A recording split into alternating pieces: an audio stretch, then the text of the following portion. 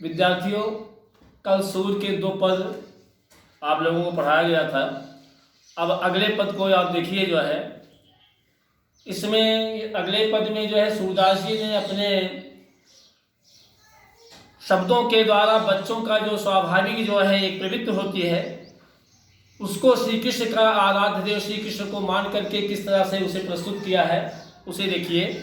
किलकत कान घुटरुमन आवत, मणिमय कनक नंद के आंगन बिंब पकड़वे धावत, कबहु निरख हरि आप छाह को कर सो पकड़न चाहत, किलक हसत राजत दुई दतियां पुन पुन ती अवगाहत, कनक भूमि पर कर पग छाया यह उपमा इक राजत, करि कर प्रतिपद प्रतिमन वसुधा कमल बैठ की साजती, बाल दशा सुख निरख जशोदा पुनि पुनि नंद बुलावती, अचरा तरलय ढाक सूर्य के प्रभु को दूध पियावत, किलकत कान घुटरुमन आवत। इसमें श्री कृष्ण जी किस तरह से किलकारी मारते हुए घुटनों के बल चलते हैं, उसी का सूरदास जी ने इसमें बड़ा सुंदर वर्णन किया है। पहले आप इसका संदर्भ देखिए। प्रस्तुत पद्यांश हमारी पाठ्य पुस्तक काव्य संकलन के पद नामक पाठ से उद्धृत किया गया है। इसके रचयिता कवि सूरदास जी हैं। अब आप प्रसंग में देखिए। प्रस्तुत कविता में बालक की जो स्वाभाविक एक प्रवृत्तियां होती हैं, उन्हीं प्रवृत्तियों का सजीव वर्णन किया है। और बालक श्री कृष्ण आंगन में घुटनों के बल चल रहे हैं, उसी दृश्य का चित्रण श्री सूरदास जी ने इन पंक्तियों में किया है। आप पहले देख लीजिए मत।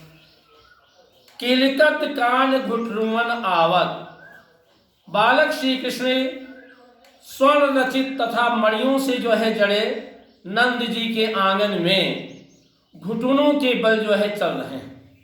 किलकत कान घुटरुमन, श्री कृष्ण जी जो है, बालक श्री कृष्ण जी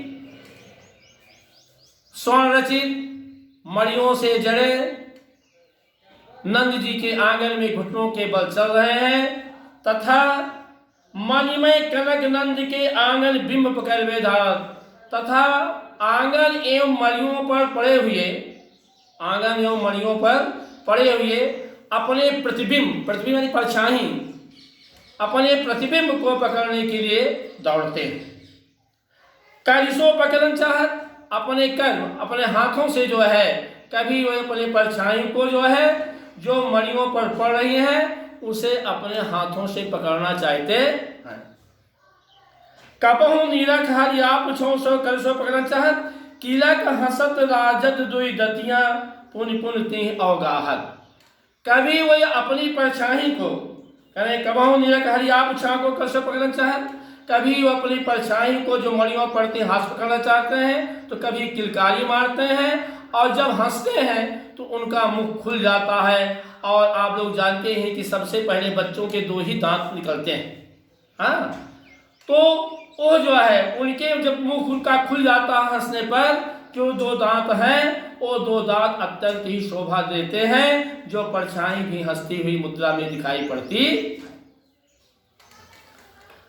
पुन पुनते होगा, बार बार जो है पुन पुन बार बार जो है उसे जो है पकड़ने की चेष्टा करते। कनक भूमि पर कर पग छाया यह उपमा इक राजत, कनक भूमि पर आंगन की स्वर्ण भूमि और मणियों पर बालक श्री कृष्ण का जो कमलवत हाथ है, कर पग छाया उनके कमलवत हाथ है और पैरों की छाया पड़ती है।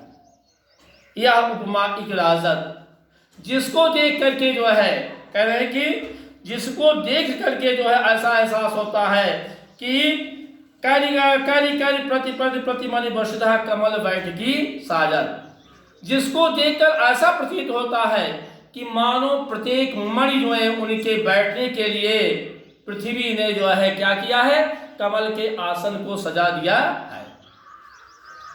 बाल दशा सुख निरख जशोदा पुनि पुनि नंद बुलावत, माँ जशोदा श्री कृष्ण की इस बाल लीला को देख करके प्रसन्न होकर के बार बार बाबा नंद जी को बुलाती हैं और अचरा तर ले ठाक सूर्य के प्रभु को दूध पियावत, और अपने आंचल के नीचे अचार से छिपा करके बालक श्री कृष्ण जी को जो है दूध पिलाती।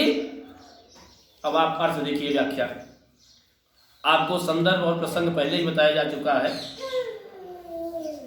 किलिकत कान घुटरुअन आवत, बालक श्री कृष्ण जी स्वर्ण रचित तथा मणियों से जड़े बाबा नंद के आंगन में घुटनों के बल चल रहे हैं तथा आंगन एवं मणियों पर पड़े हुए अपने प्रतिबिंब को पकड़ने के लिए दौड़ते हैं। कभी वो अपनी परछाई को जो मणियों पर पड़ती है उसे हाथ से पकड़ना चाहते हैं, कभी किलकारी मारते हैं, हंसते हैं। जब हंसते हैं तो उनका मुख खुल जाता है और उनके मुख के जो दो दांत हैं वो अत्यंत शोभायमान होते हैं, अत्यंत शोभा देते हैं, जो परछाई में भी हंसती हुई मुद्रा में दिखाई देती है। वो यानी श्री कृष्ण जी बार बार जो है उसे पकड़ने की चेष्टा करते हैं।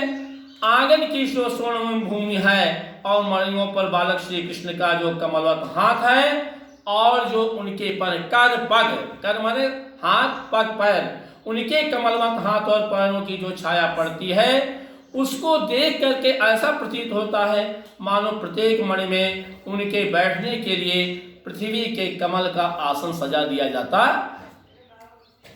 अब माँ यशोदा श्री कृष्ण की ऐसी जो है बाल लीला को देख करके उन्होंने जो है इस तरह से जो है प्रसन्न होकर के बाबा नंद को जो है कह रहे हैं कि बाबा नंद को बार बार बुलाते हैं और अपने आंचल के नीचे श्री कृष्ण को ढक करके उन्हें दूध पिलाती।